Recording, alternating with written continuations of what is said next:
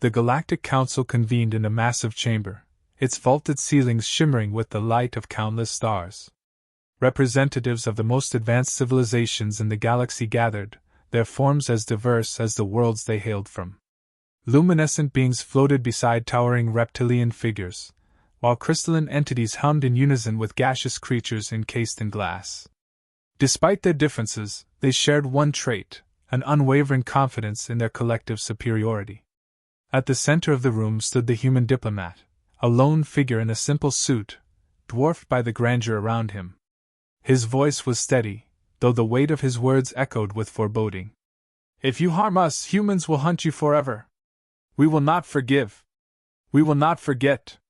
The chamber erupted into laughter, a cacophony of alien voices resonating with disbelief and amusement.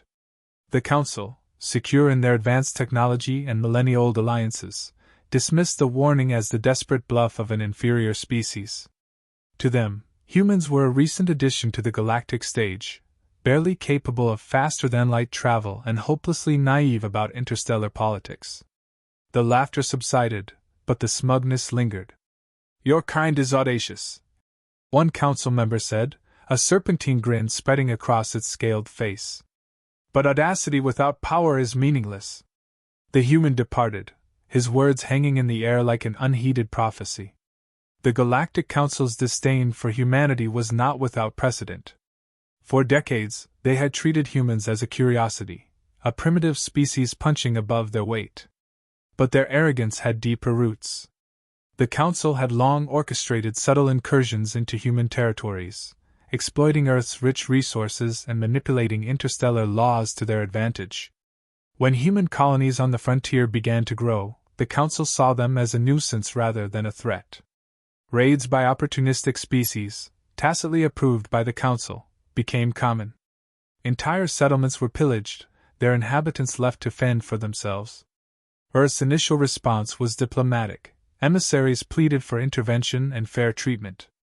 But these appeals were met with indifference or thinly veiled scorn. In their hubris, the Council failed to grasp humanity's nature. They viewed humans as fragile, bound by their emotions and physical limitations. To the Council, humanity's warnings were empty rhetoric, their protests a sign of weakness.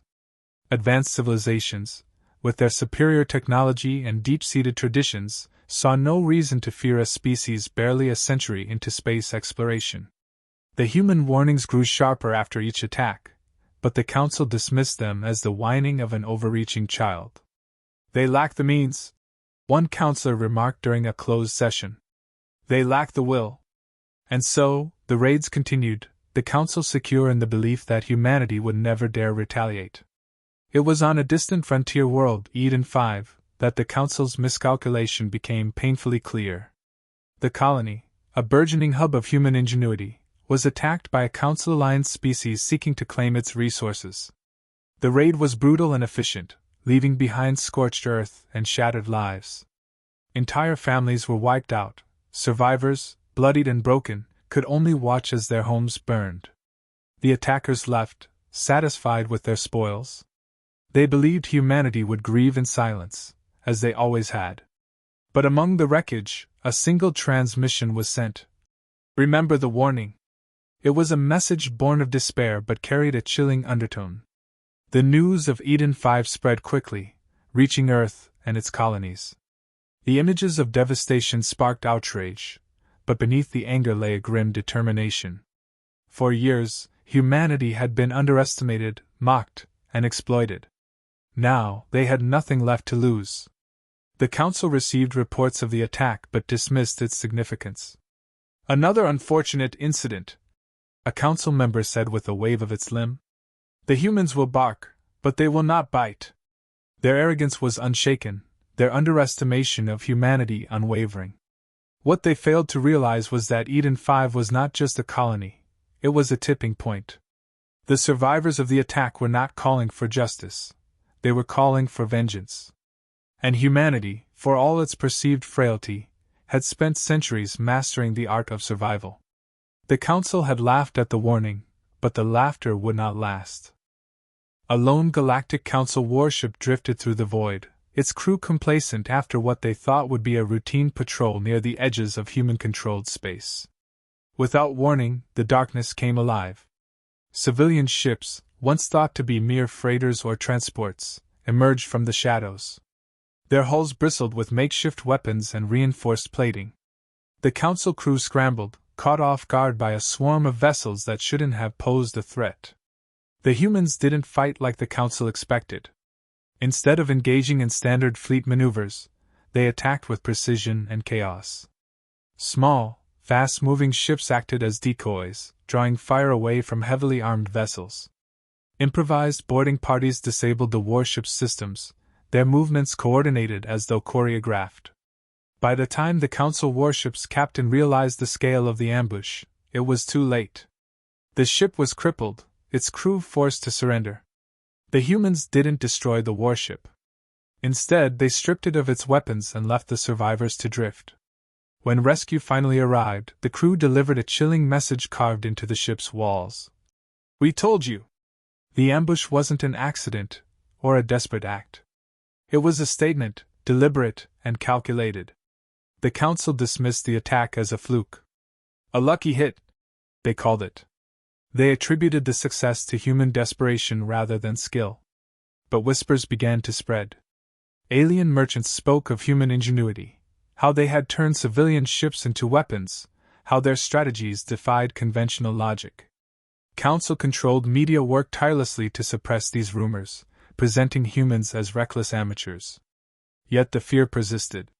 Stories circulated about human tactics, how they exploited weaknesses the Council didn't know they had, how their smaller fleets punched far above their weight. In a quiet corner of the galaxy, a veteran alien soldier, scarred from centuries of conflict, spoke with grim certainty. "You don't fight predators who hunt in packs," he warned. "They don't stop when you think the fight is over. They keep coming." His words were dismissed by his peers, but the seed of doubt had been planted. Behind the scenes, humanity was evolving. They had no illusions about their limitations. They were outnumbered, outgunned, and technologically outmatched. But they had an edge the Council hadn't accounted for: adaptability. Human scientists dissected captured Council technology, reverse engineering it with astonishing speed. Alien weapons were repurposed, and human ships were upgraded with hybrid systems that merged raw ingenuity with stolen advancements. The Council's own innovations became humanity's tools of survival. But it wasn't just technology. Humanity sought allies among the galaxy's disenfranchised.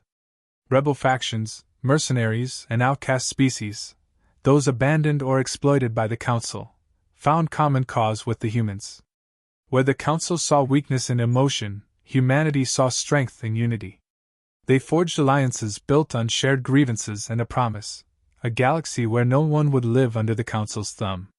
Humanity's resistance wasn't confined to the battlefield. They waged war in the shadows, infiltrating the Council's communication networks. Alien generals awoke to find their private messages broadcast across entire systems, exposing their corruption and failures. Fear spread not just of humanity's military might but of their ability to reach anyone, anywhere. From hidden bases and scattered colonies, humanity broadcast their defiance. Their messages weren't just warnings, they were declarations. "We are not prey," one transmission declared.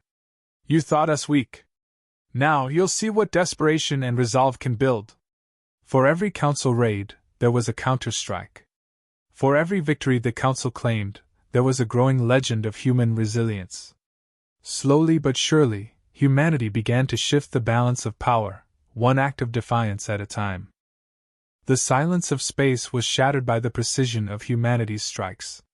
New stealth technology, developed from captured alien systems, rendered their ships invisible to Council sensors.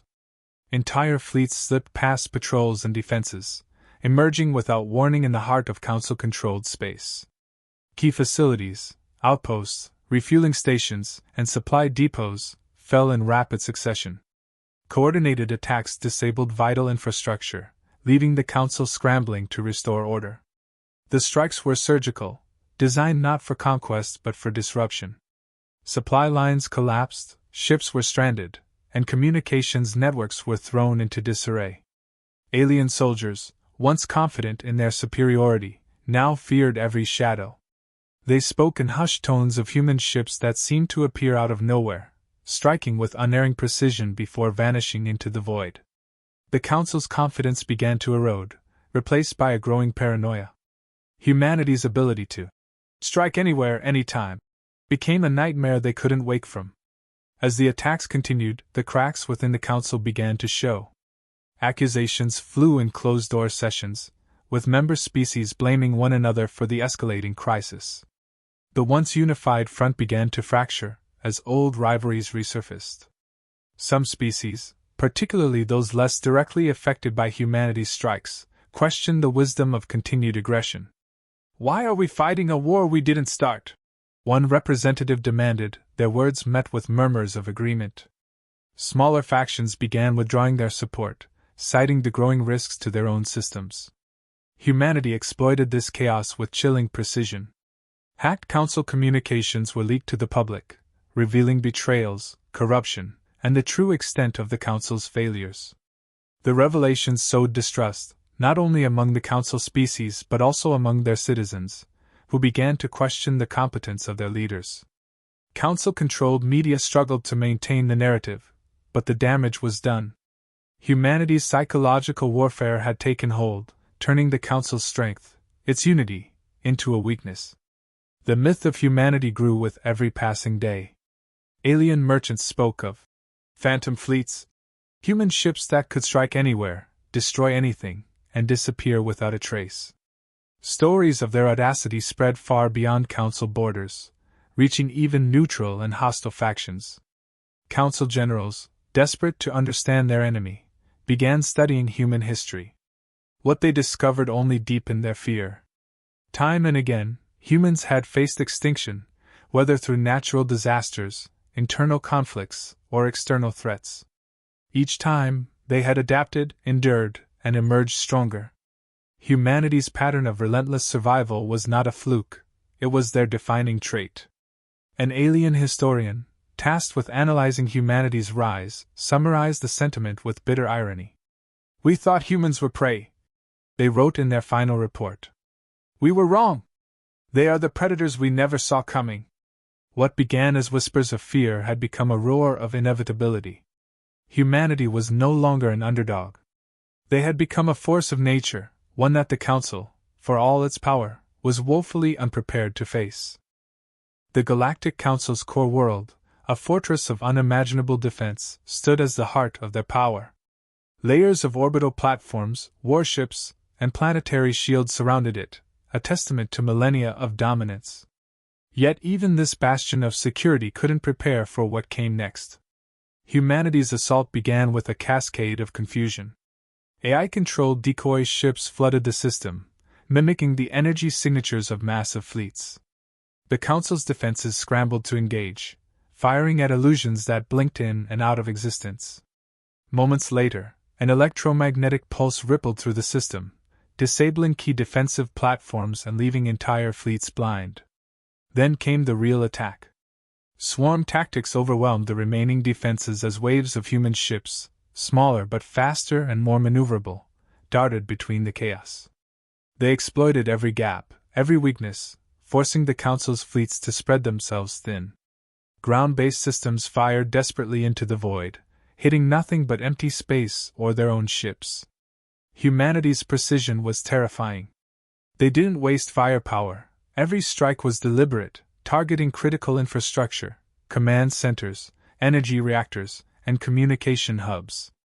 In hours, the core world's defenses were shattered, leaving the planet exposed. The Council's most powerful warships, symbols of their dominance, were reduced to floating wreckage. The Council was left with no choice. For the first time in their history, they signaled surrender.